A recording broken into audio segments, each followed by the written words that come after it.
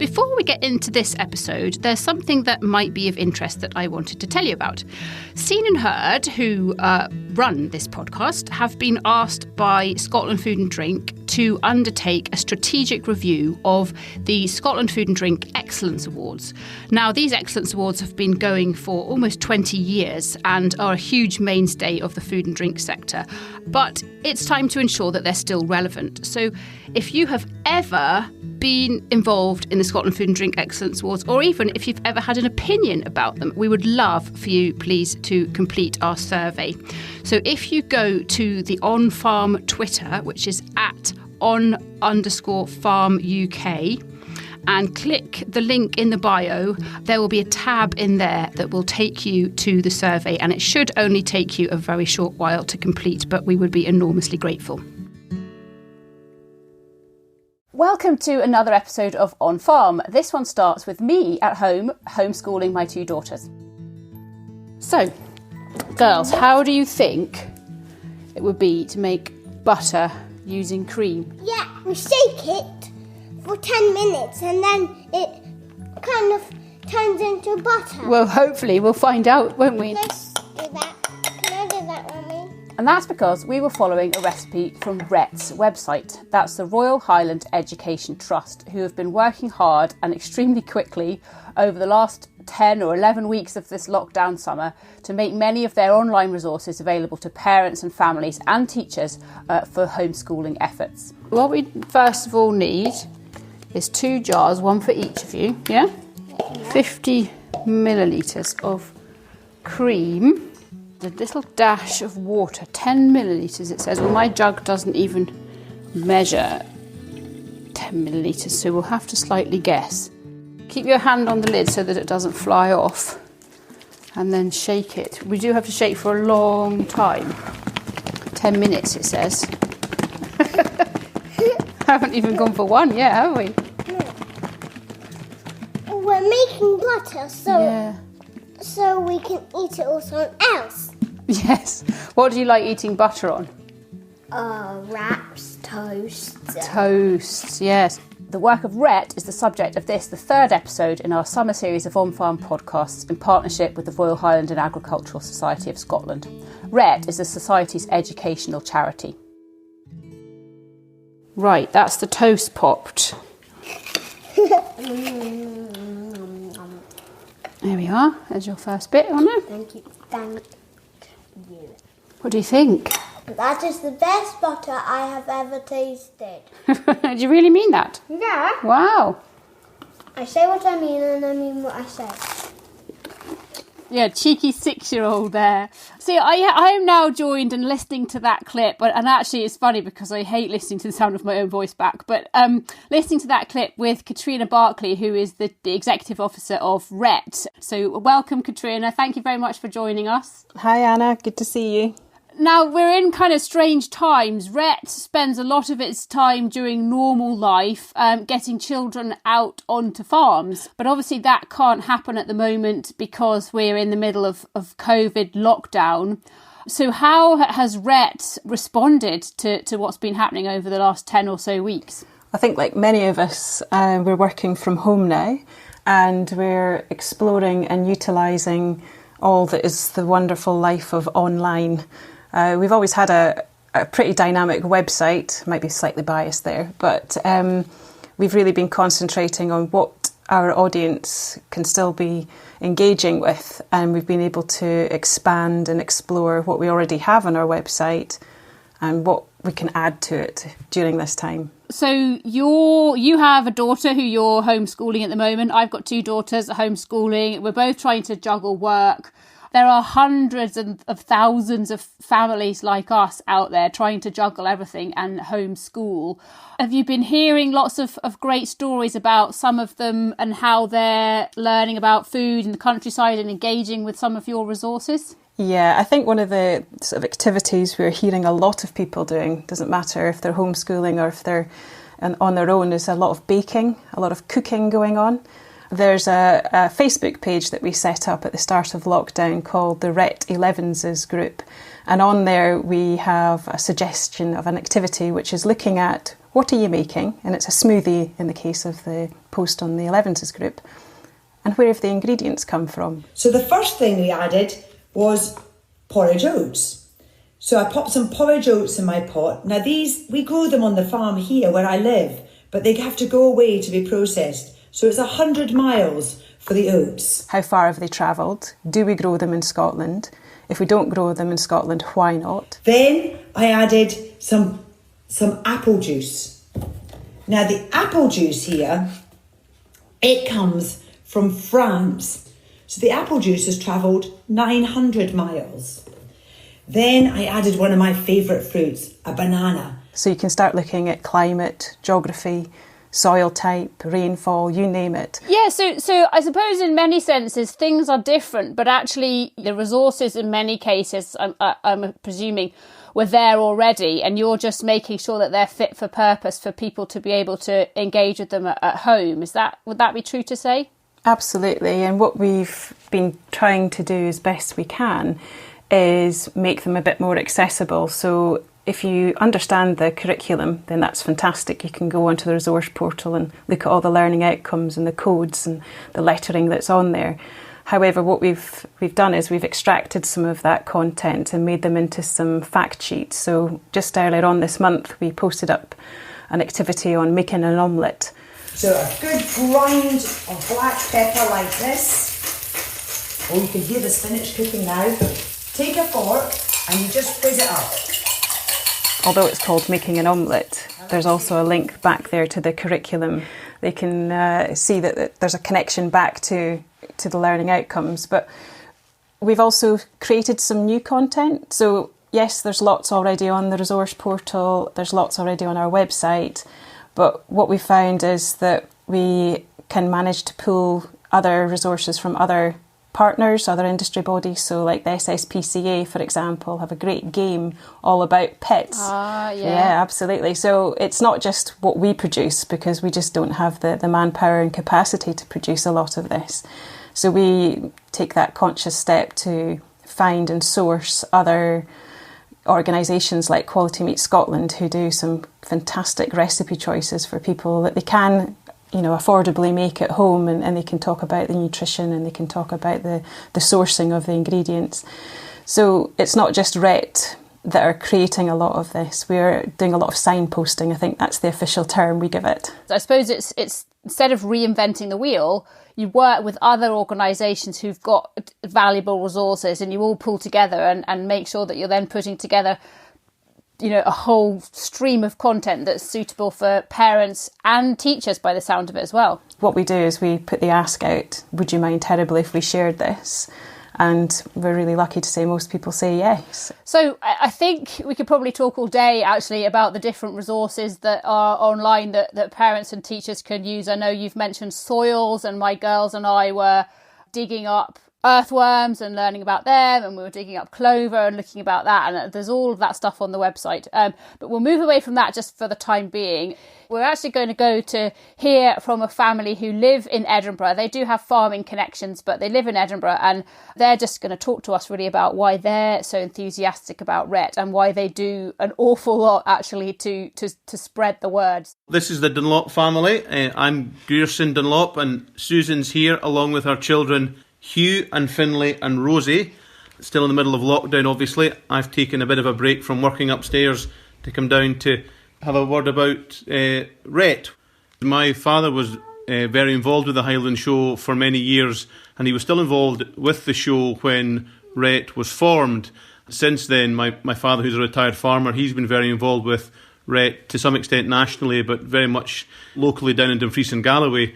And Susan's sister has also been very involved down in Dumfries and Galloway in organising various events for RHET, and we've a whole lot of friends and family all across the country who have organised events and hosted events. So RHET's something in which we've always been very interested as a family. You guys are always trying to encourage your friends to go to the Highland Show, aren't you? Yeah. And specifically to the RHET area, because we know that there'll be enough things even for non-farming children, the way that they have their cooking demonstrations, and what else do you like doing in the RHET tent? Well, I love doing the activities they have there, especially when you get to make your own smoothie and the scones too. The smoothie bikes, I love doing that, and the scones. We always do that. And one time we even went for two. We went for 2 shots in a row at the one day, and it was very good. I won the Healthy Eating Awards. How many years ago was it now? 2 years ago at the RHET 2 tent. years ago at the RHET tent. So there's lots of things that could possibly go in your lunchbox, ranging from what was maybe the worst thing, a bar of dairy milk maybe? Yeah. And then all sorts of sandwiches or pizzas, and then fruit and crisps. And yogurt. Yogurt. And I don't like yogurt though. they were trying to just get lots of children to decide what would go in a lunchbox, and it still looked like a good lunchbox, didn't it, Finlay? But it was healthy and it was Scottish. And also to try and eat as much healthy food as you can, produced by Scottish farmers and makers. So to see it sort of presented to them in such a fun way, and to see that choices are available to everybody, but that making wise choices. I think it's great. Susan and I both grew up in rural Dumfries and Galloway, and we grew up with farms round about us, but I think it's amazing the work that RHET does in getting city kids out to farms and see and be exposed to how farms work.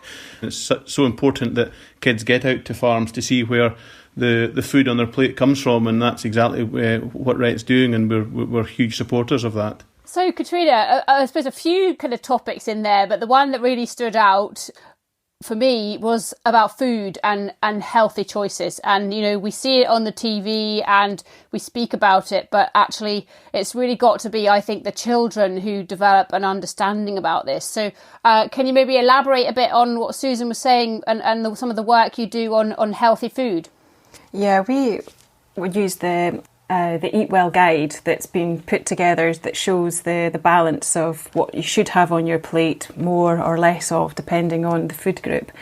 Our job, I suppose, if you like, is to make that as fun as we can. So we heard in the clip there that they were having quite a good time making up that snack picnic.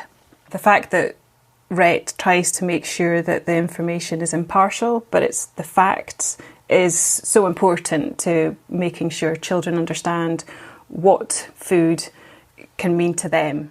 Absolutely. And Finlay, who I think he's 7 or 8 years old, I think, he very astutely mentioned as well, not just the healthy aspect of it, but the fact that for him it's important that he's eating Scottish food in his lunchbox. So that'll be another part of what you do as well. Yeah, I mean, I think the labelling side of food can open up so much opportunities to discover and learn in the classroom. You can do it as a consumer going around the shop, and understanding what to look for on packaging is one way of getting people to start the conversation around, well, if it's not Scottish, why is it not Scottish? Is it not in season in Scotland, or is it just not available right now? So we work with farmers and growers across the length and breadth of Scotland, and their passion about what they produce, what they grow, what they rear and look after is really evident when they work with RHET, and we're just blown away by their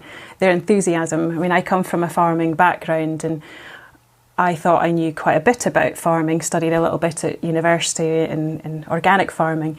But I tell you, when I go on farm visits, I still continue to learn so much more about the different approaches to farming, the different techniques and the technology. So when it comes to food provenance, it's always moving, it's always developing. And I think that's what's exciting about working in such an industry where it's always going to be at the cutting edge of technology. One of the things I've loved about following RHET on social media during the last 10 or so weeks is actually the way in which children are helping to sort of teach other children. You know, you've got some brilliant brothers and sisters and other children who've been making their own videos about life on their farm, and you've been posting them up to your social media, and it gives other children who maybe live in the city centre or don't have the opportunity to visit farm to kind of learn from the horse's mouth. And I wonder myself as well if maybe the information goes in a bit more readily if it's coming from children presenters. Oh, absolutely, 100%. I know when we were watching one of the live stream videos from the lambing field the other day,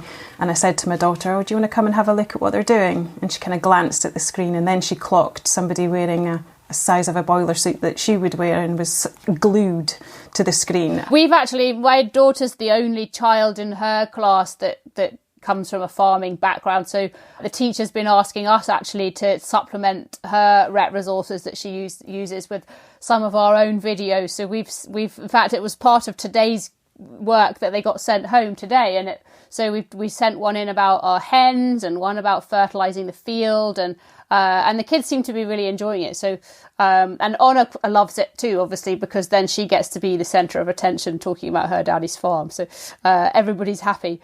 But we've now going to hear again from Susan and Grierson Dunlop, because they've got a long association with RHET.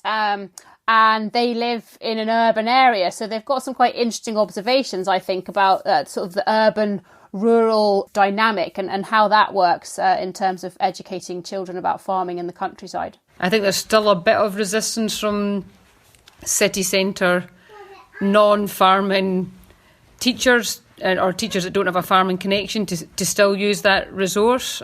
When I compare certainly to Dumfries and Galloway, where certainly my nieces who need access to a rural farm less because they're living in rural Dumfries and Galloway, those teachers are using the resources more than the city centre ones are. That's a challenge, I guess. RHET does a huge amount with very limited resources, but how do you think we can all, and by all I mean the whole rural community, how can we all work together to give RHET an even greater foothold in urban schools where arguably the children need that learning even more? I think the quickest answer is we need as many volunteer speakers as possible to help us go into these urban schools in the first instance, because sometimes the logistics are the biggest hurdle. So if you're in a school in a built-up urban area, it's going to take you over an hour to get to the city boundary and then another hour potentially to get to a farm.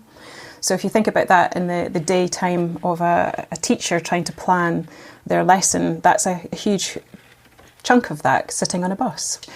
If we can actually have that opportunity to get a farmer or a speaker, somebody who's passionate about food and farming in Scotland, to go into that school in the first instance to trigger a bit of interest, we can then follow that up with maybe a food and farming event that they could be a bit closer to getting access to, or do a growing project, or maybe even actually get them out to a farm. So if people are interested and feel that they would like to find out more, then we have coordinators the length and breadth of Scotland who can tell you what's happening locally. And you don't have to be a teacher to be a classroom speaker. You have got so much knowledge about what's happening on your farm or where you grow things, maybe at home. But it's that passion and enthusiasm that's actually key to getting that sort of trigger of interest, if you like, from the pupils and the teachers themselves. I wonder as well if the misfortune of COVID-19 and lockdown might actually work to a degree in our favour here, because viewing and using online resources has become much more part of normality.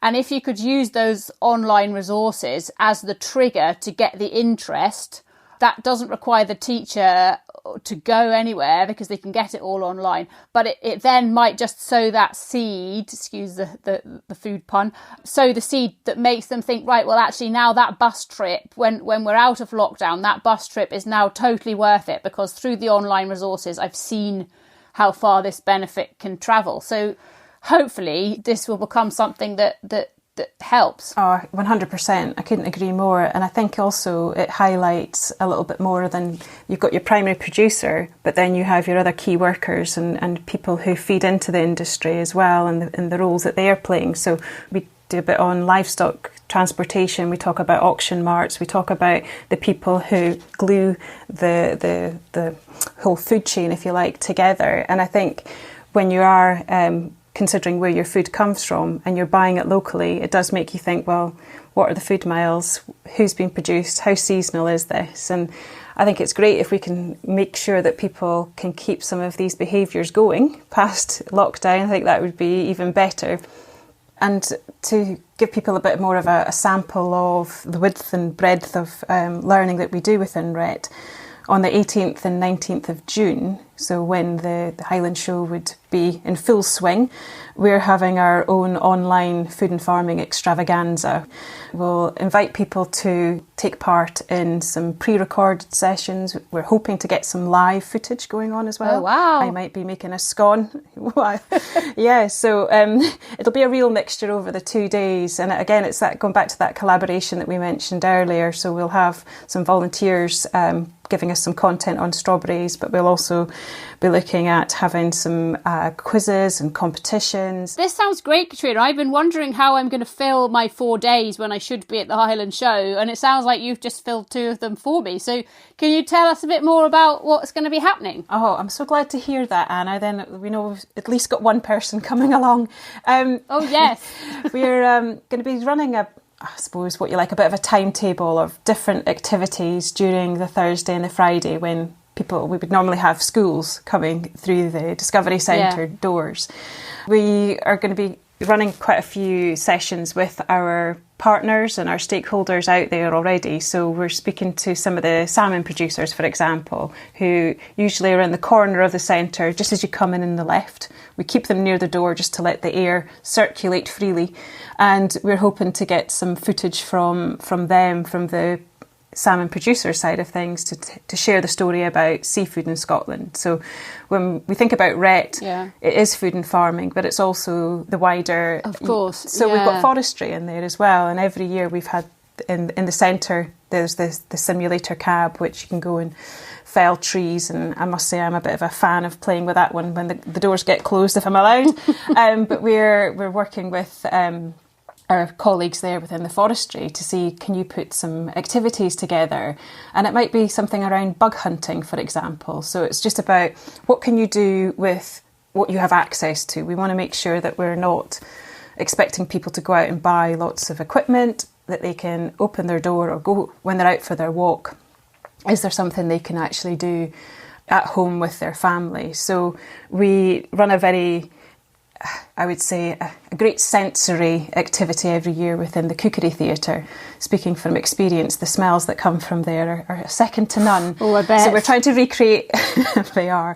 You kind of get hungry at about 10 o'clock. It's a long day sometimes, but the sharing of the recipes, and we're hoping to do, if it's not a live cook-along, it'll be a pre-recorded cook-along that people can go to the RHET website.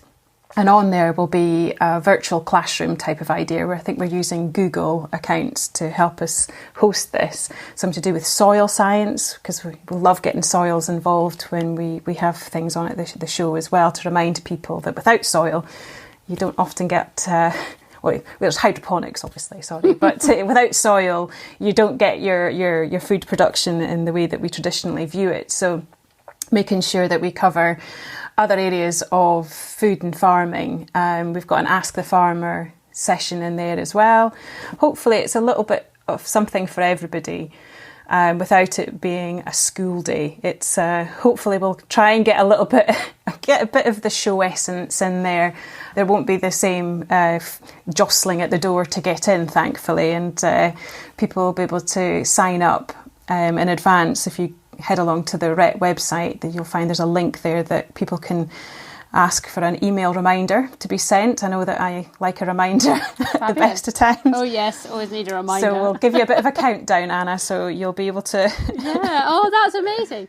And, my kids will just love it. And you're right what you said. You know, when we've been doing our RHET activities, at no point did either of them...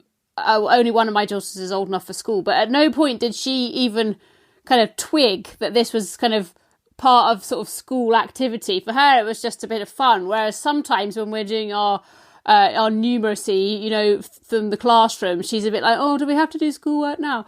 So I think that's it, because it's brilliantly disguised. We did, as you heard at the beginning of the episode, we did butter making, and they learned something, I learned something, and they really enjoyed it. So I think bring it on, it's amazing. I think, listening back to the clip, your daughters certainly were having fun, and I think when you come to the Discovery Centre during the Highland Show, or you come along to a food and farming event, you hear this sound of learning, this buzz, this excitement.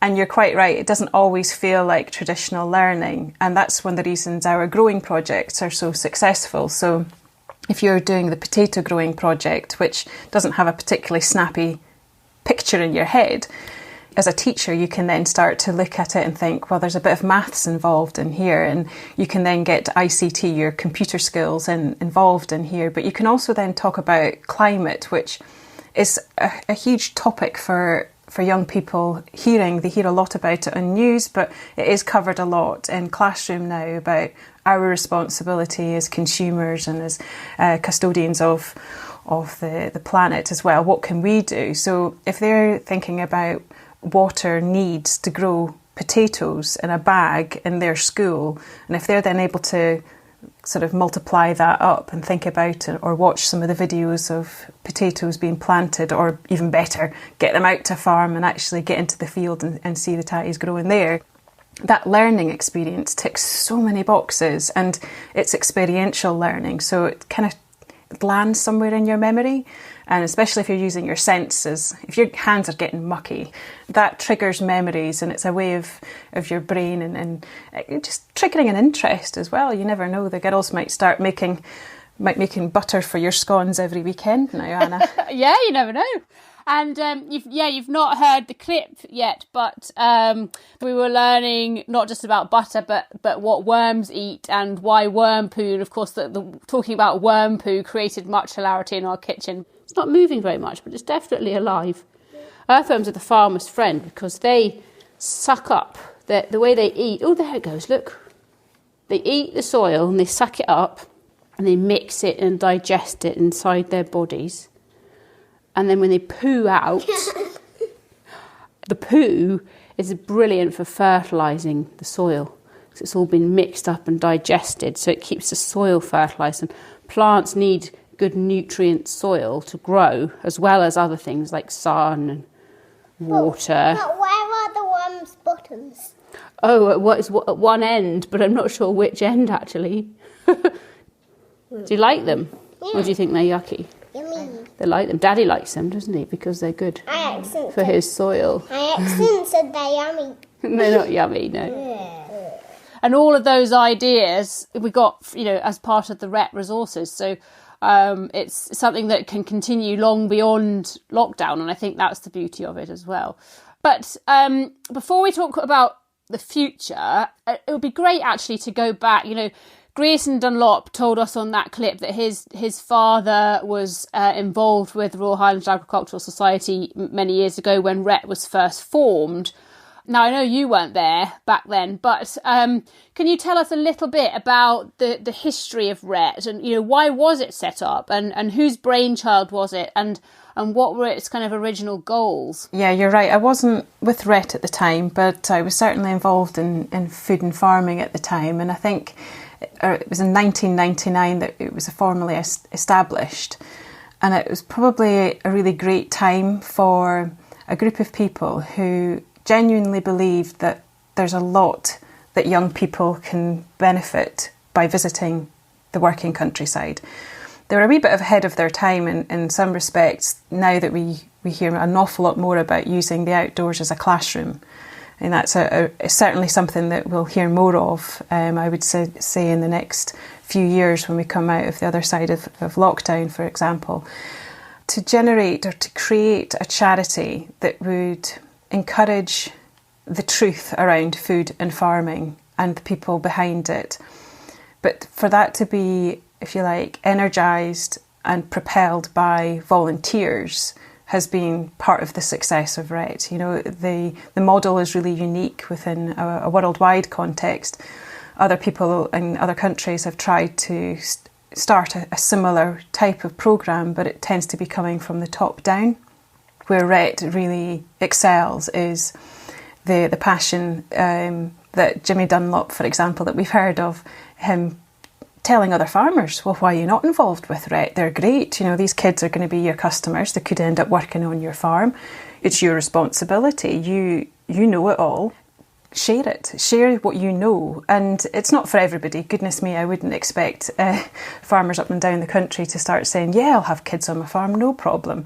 We understand that it's not for everybody. But over the last 20 years, RHET has moved and moulded, if you like, to fit in with what the teachers need as well within the classroom. And when the Curriculum for Excellence was introduced into Scotland, it really played so beautifully into this, using the outdoors as a classroom and not just thinking about maths in terms of, you know, sitting in front of a jotter. It's about getting that cutting bar in a shed and getting the child to actually pace it out with the size of their feet. Well, how big is Kirsty's foot? You know, get the ruler out and look at these things when you get back, and how many times does it need to go up and down this field compared to your playing fields back at school. So RHET has been really successful at harnessing that passion that I keep talking about from the volunteers, but also being able to distill that into practical resources for teachers, but also for training teachers as well. So when RHET was first established, it was about, you know, getting kids out to the farm, and that still remains one of our top priorities, is to, as I like to call it, wellies on the ground, because that's where you're going to learn. Yeah. And it's that memory, it's the sensory experience, the sounds, the smells. I mean, that's obviously the one that we very we important. hear that The smells, comment yeah. quite a lot of, what is that smell? And you try and lighten up and say, you know, silage is basically chocolate for cows, but they just don't believe me.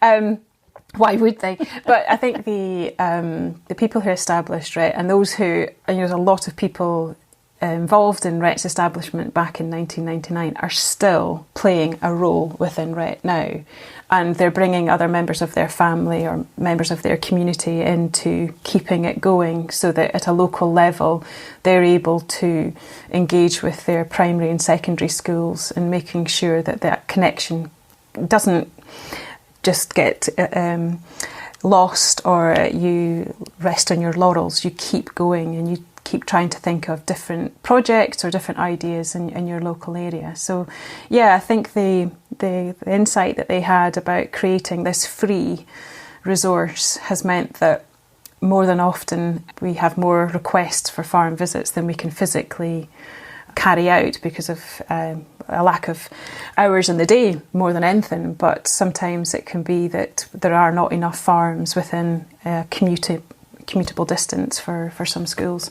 And now, you know, you've mentioned a number of times, and a lot of RHET resources wouldn't reach the children that you want them to reach if it weren't for the teachers who are using them. So we've got a clip coming up now from a teacher, so we'll play that to you if that's okay, and then we'll have a wee chat about it once you've heard it. My name is Alison Bankier, and I am a home economics teacher in East Kilbride. A lot of the kids there aren't connected to where their food comes from and the land. RHET's invaluable for any other teacher who wouldn't come from a farming background, to be able to teach this topic. It's part of the Scottish curriculum that in home economics we teach a unit of work called Farm to Fork. It's often scary sometimes when you start the farm to fork topic and you begin to ask questions like, where did this, wheat seed grow? Or I've even got some kids who don't know the seasons, who can't name me the 4 seasons. And then even in the senior phase, across practical cookery and in health and food technology, we've got a unit of work that's all about sustainability, local produce, seasonal produce. To be able to teach that, we need RHET. We couldn't probably do it without RHET, and then all the links that they've got to other food education partners, Quality Meat Scotland and such. They are all kind of food education partners that give that unbiased, clear, accurate information about Scotland and how Scottish farmers farm. I really don't know how any teacher would be able to teach those unit of works in school accurately without RHET's knowledge and their input, really. So, Katrina, I think the word that struck me there was invaluable. Oh, I'm having a big reaction. It's just lovely to hear, that honest, if you like, view of how RHET is seen through somebody else's eyes. Just makes it all incredibly worthwhile, especially just now when you're trying to work from home and homeschool and you think, am I still doing an okay job? We're hopeful that we'll be here in another 20 years' time, still striving to give those impartial stories around food production in Scotland to the audience. And it might be absolutely more online, but it's great to hear from a teacher, especially just now. Yes, exactly. To makes you feel that the hard work is all worthwhile. Absolutely. So I suppose the messages, now please add to this if I'm missing anything, but the messages for teachers and for parents, please engage with the RHET resources online. Please do engage on the 18th and 19th of June for these amazing 2 days of interactive learning and participation. Oh, and for farmers listening, of course, if they think at all that they might be able to contribute by being a volunteer, I guess you'd love to speak to them as well, Katrina. I would love to speak to them. I'd love to speak to anybody who has any ideas of some videos that we could share with people. Please get in touch. Keep an eye on our social media. Being a part of this podcast has been just brilliant. I could talk about RHET all day if I got the chance. So thanks for kind of reining me in and keeping the questions coming as well. But I think what I would like to just sort of say that it's tricky for people just now, and getting in touch with people, and the way that RHET operates has completely changed, and we're just hopeful that when schools and nurseries open again, and even though if it's a phased return, there will be opportunities for us to get back to business and provide that essential food and farming learning that we know that young people can get so much from, whether it's an insight into the careers that are out there within farming, or if it's just a different type of food production that they didn't know about. So here's to the future. So Katrina, thank you very much for taking time out of your busy day to speak to us. We're going to be doing our very best to get loads of people listening to this podcast, so hopefully it'll keep you busy, and really looking forward to joining in on the virtual RHET tent towards the end of June. Excellent. Well, thank you very much, Anna. It's been great to speak to you and to share some of the work that RHET's been doing, so thank you very much. It was really lovely to sit down and speak with Katrina. I've got to know her quite well over the last few months, and she's so passionate about the work of RHET and everything she does. So really, really pleased to speak with her. You can find out more about RHET on their website, which is rhet.org.uk. It was also great to get news, hot off the press, of the new plans for lots of live online activities on the 18th and 19th of June, which is the Thursday and Friday of when the Highland Show should be taking place. I will definitely be getting involved in that with my two girls. There are lots of ways to support and donate to RHET, including the OnFARM's very own Sheer Isolation Lockdown Haircut Challenge. Just search for the hashtag Sheer Isolation on social media or on the Just Giving website, and you can find out how you can get involved. Thank you very much for listening, and thank you to RHASS for being our partners on this series of episodes of OnFARM. Please do get in touch and let us know your thoughts. You can tweet us at @on_farm UK.